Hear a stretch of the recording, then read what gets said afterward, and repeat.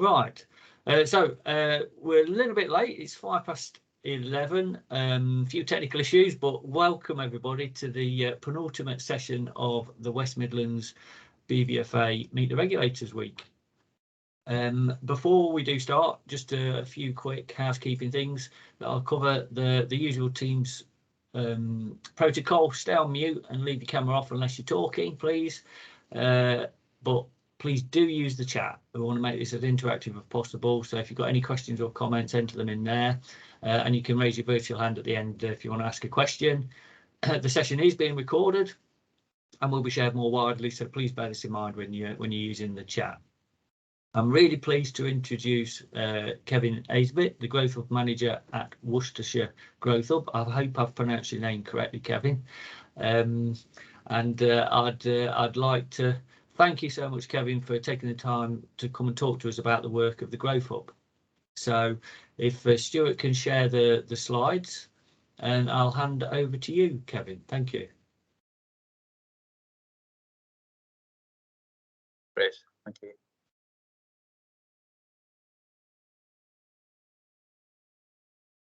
That's great. Yeah. Good morning, everybody. My name's Kevin Ayswith, Growth Hub Manager in Worcestershire. Now, next slide, please, Stuart. Yeah. In case you don't know, just a bit of background. Worcestershire Growth Hub is one of 38 across the country. We report directly into the local enterprise partnership in the county, and in turn into central government or the department BEARS, which is what Business, Energy and Industrial Strategy, which I'm sure I think it's actually changed to something in relation to levelling up. But yeah, so we're funded at the moment directly via the government, and we had some funding as well through the European Union, through the ERDF programs, but that comes to an end at the end of March. So as it stands, as I say, we're one of 38. We're a team of 11 people. It's providing free business support. It says SMEs in Worcestershire, but it's any business, large or small, any sector. But in the main, we do try and concentrate on sort of the business to business, business to organisation companies. We work in a number of ways in the 11. We have a team of people who handle all of the internal, external sort of proactive calling. So we might need to do some, like at the moment we're having, as part of the ERDF, we're having to do an evaluation and gaining, some figures on customer satisfaction in terms of companies that we've met. Or it could be we're doing a particular event and we need people, we just invite people to attend that. Then we have 4/5, including myself, account managers. We do the sort of the direct face-to-face or the virtual meetings as they have been in the main recently with companies. And it's really just a diagnostic. It's just finding out where the business is and what the business is trying to achieve. Hopefully everything is positive, and certainly that generally is the case with the vast majority of companies that we're meeting. Obviously, in the last couple of years, as I'm sure you've witnessed very, very much so firsthand, a lot of businesses in crisis, and really, sort of trying to manage that crisis, and then gradually, through government funds and other initiatives, and hopefully, new market opportunities opening up, recovering, and actually putting in plans for growth. And certainly, as I say, the vast majority of companies really are talking about what they're going to do in terms of investment wise and taking the business to the next step over the next 6 to 12 months, which is really, really good to hear. We work well. I'm not sure if any of you were, but I think Phil Peake and the other growth hubs in the Midlands have already done the presentation. So we work very closely as a cluster. We do joint events, we share best practice, and certainly I think in the West Midlands, the cluster works extremely well and is actually seen as one of the models of excellence actually in terms of partnership working, and it is really useful for us. Next slide, please. So in terms of the government, certainly we on a weekly basis, particularly through the COVID and the pandemic, we were required to do weekly reports, and we still need to do that. And actually, probably about from now, and that figure is completely out of date, because in the past couple of years, we've probably done well over 4,000 surveys. So the amount of intelligence that we've been picking up from businesses through the last couple of years, is quite significant. And it is interesting in terms of the findings that we find on a weekly basis. We just did a sort of an economic recovery survey with the county council, and we had over 800 companies complete that survey. And it was interesting that the findings in there very much mirrored what we were finding, what we find on the weekly basis. So, but so what we're feeding into them is just intelligence or trends that we're seeing across businesses, any hot topics. So it could be the change in rules now that we've left since January in terms of trading with the European Union, any economic shocks. We don't see a lot in terms of economic shocks, but it could be, for example, in the past, Chateau Wimpney, the big sort of venue hotel near Droitwich closed down. We felt that was an economic shock because actually, certainly in the north of the county, it limited the number of venues where you could hold a big exhibition or a big expo or a big event of some kind. And as I say, the good news stories as well. And pleasingly, the news stories are positive in the main. Trends, the trends, as I said, trends emerging. It's about investment over the next few months, recruitment across the board, particularly hospitality,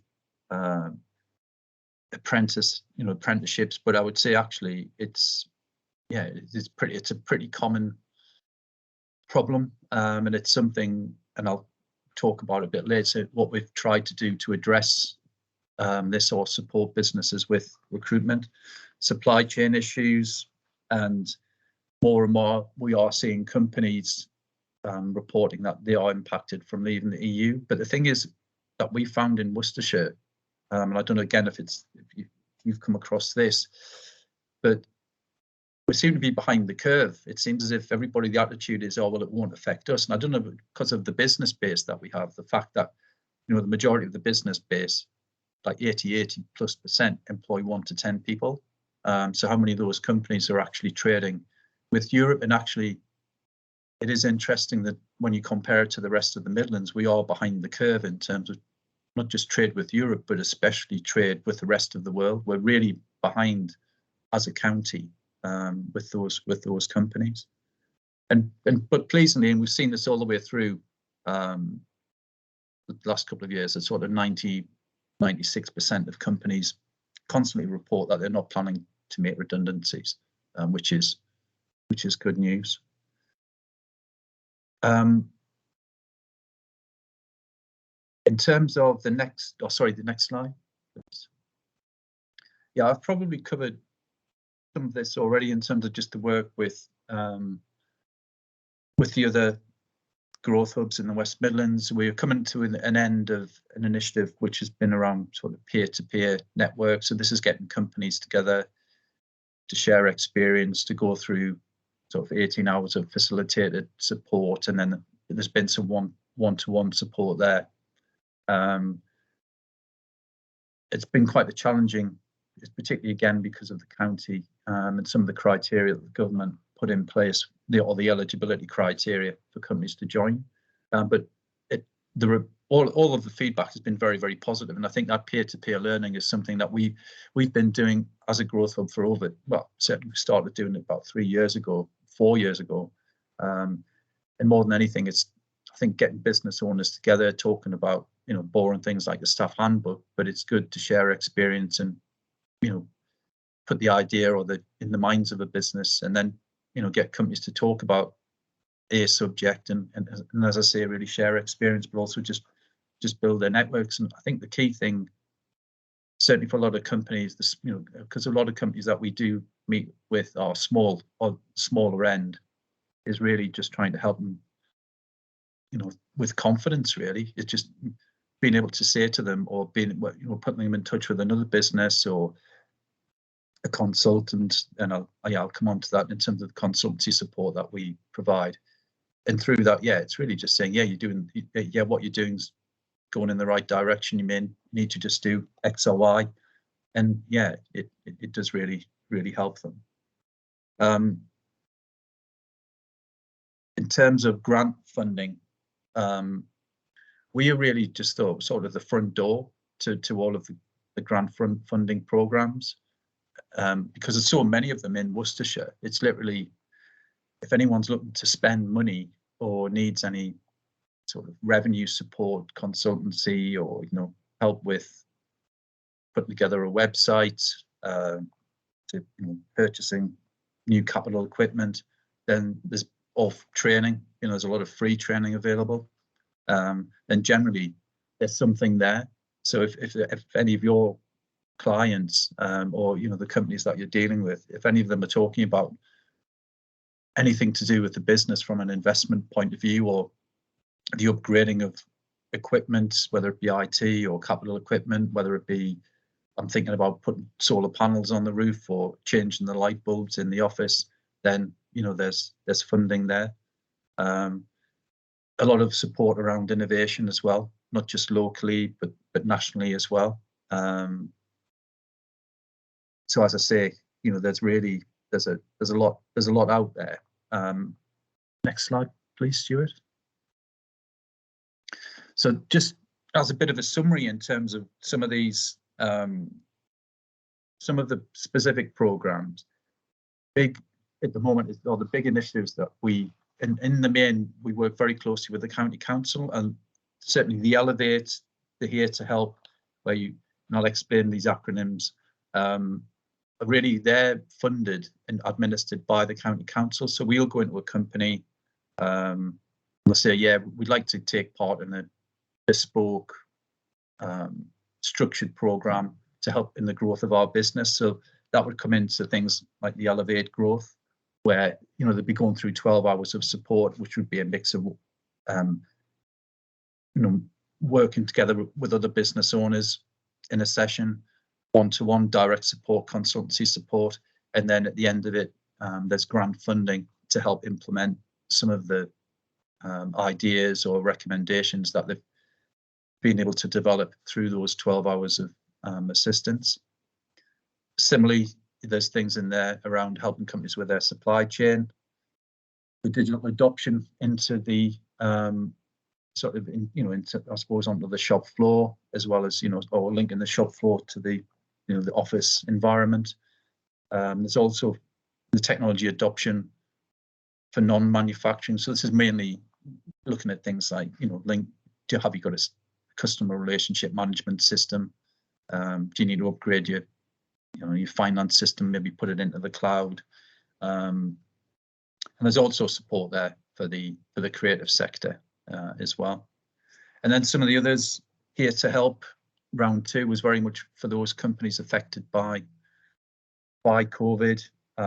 Even though ERDF doesn't cover tourism or hospitality, in this case there is support there for anyone who, certainly anyone who's involved or owns or running a hotel, and anything really sort of visitor attraction type operation. There isn't anything, which I don't understand why, for restaurants and bars, but certainly from a visitor point of view, anything which can attract visitors, then that potentially can be supported.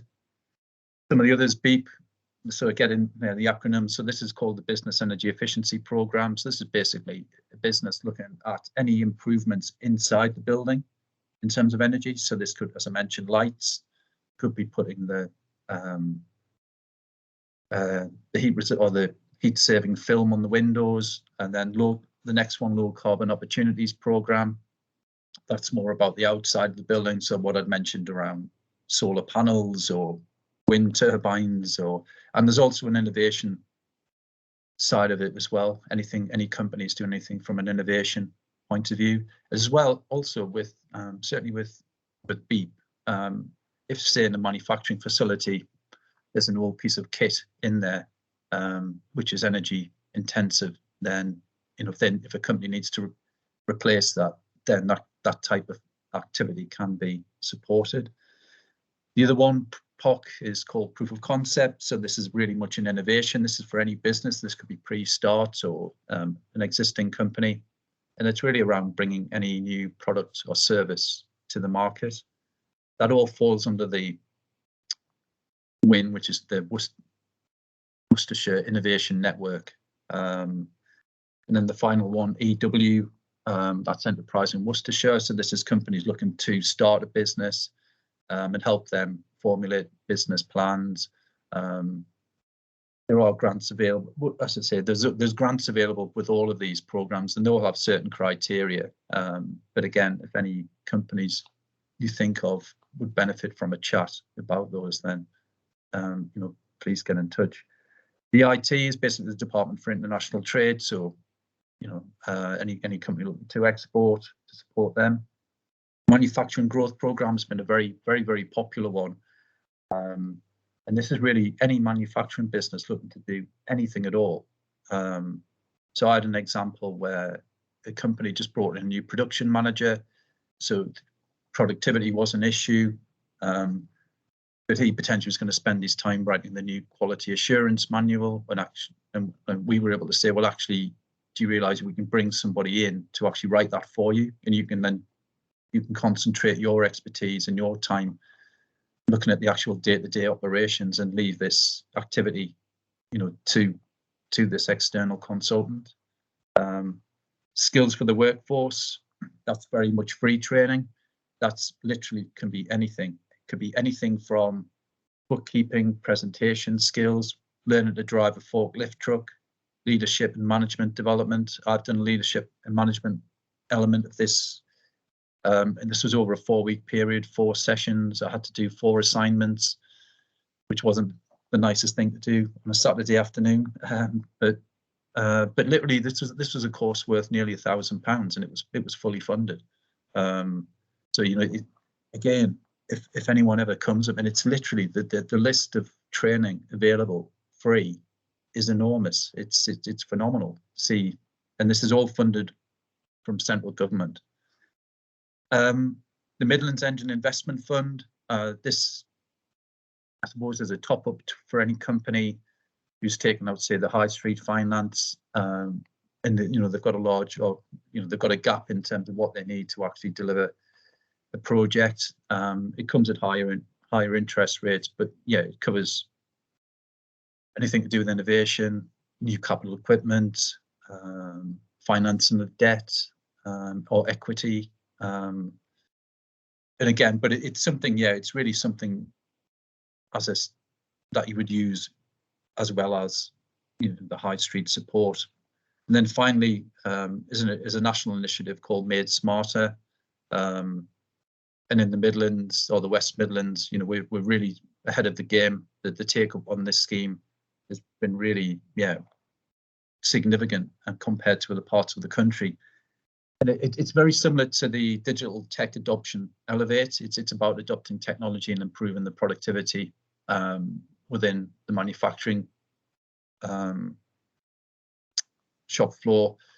The one example, again, just last week, a company wants to buy a new 3D printer, industrial 3D printer, and that's exactly the sort of product, or the sort of technology that Made Smarter, but also the technology adoption program actually want to support and see in businesses across the country. And that's really it, really. That's just a very brief snapshot of who we are and what we do. Hopefully is clear, and just some of the funding streams and support that we give. The one thing I should say as well, when I mentioned the consultancy supports, we actually brought on board 6 local consultancy firms to help and provide free support for up to 3 hours initially to companies in areas of marketing, communications, looking at the green agenda, things like what's your green strategy moving forward, looking at the financial health of the business, looking at just the business itself and where do you want to go in the next 6 to 12 months, and help plan what the next step should be. On the recruitment side, how do you stand out from the crowd? So some of the companies we're using, say Recruitment is a local company, Hewitt Recruitment in terms of marketing communications. It's a company called Citizen Communications. In finance, it's a business called Ormerod Rutters. So some really well-known, credible companies. And at the moment, I think there's over 120 companies have been engaged on that. We did that previously last year, and we had over 160 companies benefit from this. So it's been I think it's been a really good use of funding to really add value to what these companies are doing. But yeah, so hopefully it's just giving you a bit of an insight into what we do basically. And if, as I say, if anyone you do come across you think could benefit, then yeah, please get in touch. Thank you, Kevin. You've covered a lot of detail there about your offer, and thanks very much for the presentation. I mean, you've mentioned interestingly that you felt that businesses in Worcestershire were lagging behind the curve a little bit with regards to import and export of products. Yeah. I guess on the positive side there's great opportunity for growth. Yeah, exactly. Yeah. And I did wonder whether there might be an opportunity. I guess it's what's stopping businesses doing that. Is it because they're worried about the process and they don't know what to do to be able to export and import? And if that is the case, maybe there's the potential there for a bit of joint work with regulators who might be able to support businesses and give them the confidence to be able to do it. Yeah, I mean, I'm not sure if anyone has the answer. It's just when you look at say the trade with Europe from Worcestershire in terms of the percentages of businesses trading isn't too bad. It's not that far away from the rest of the Midlands or the UK. The really interesting figure is the trade with the rest of the world. So with the trade with the rest of the world across, say, the rest of the Midlands anyway, is on a par with, say, the trade with Europe, where in Worcestershire, it's way down. And it's like, well, why is that? Why is, like your Australias or your South Africas or your English speaking countries in the main, India, which seem to be sort of the go-to markets. But I think anything we can do to try and just raise export and get it into people's minds, because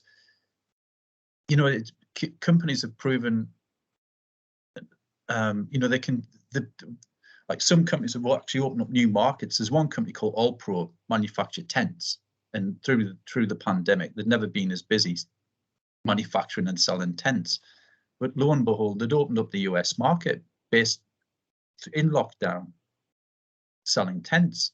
So you don't need to necessarily get on a plane and go to a market.